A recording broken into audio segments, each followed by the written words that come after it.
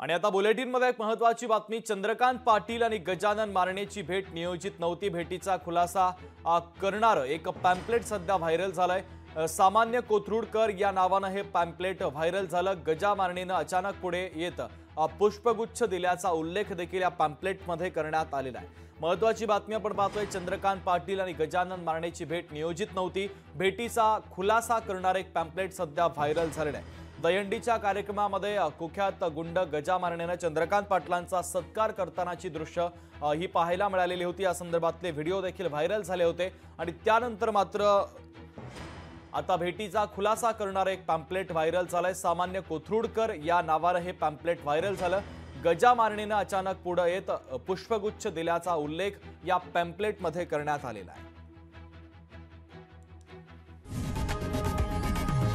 लोकशाही मराठी ऐका, पहा, जागरूक रहा।